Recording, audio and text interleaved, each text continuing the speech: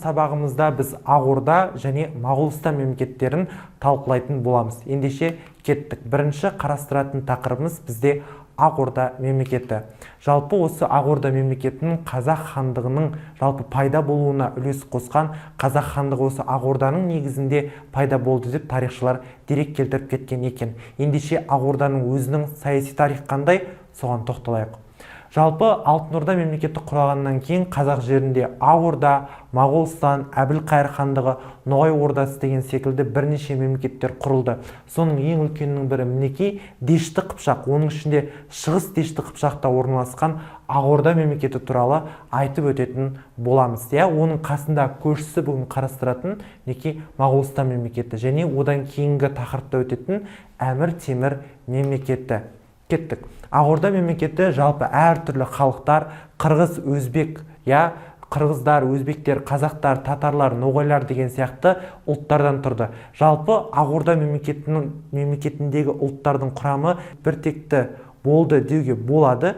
Өйткені Алтын Орда мемлекетінде халықтардың құрамы әртүрлі аралас болса, бұл жерде құрамы бірыңғай болды. Және дербес қазақ мемлекеттілігінің қалыптасуына Ақ-Орда мемлекеті алғышарттарын жасаған екен.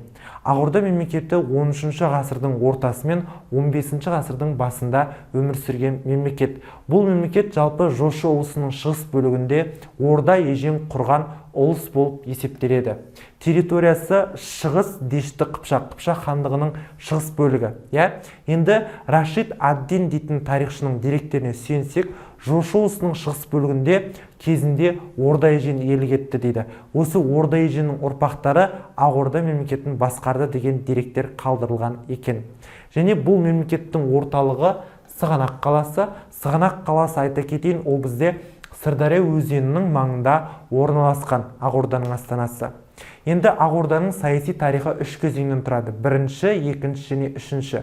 Бірінші кезеңде Ақ-Орда мемлекетінің осы Ерзен және Мүбәрак хандардың тұсында Алтын Ордадан біртіндеп бөлектену, оқшаулану процесі жүргізілген кезең болатын. Және осы хандардың тұсында Алтын Ордаға деген тәуелділік түпкілікті жойылды. Өйткені барлығы бірінші Алтын Орданың құрамында өмір сүрген болатын.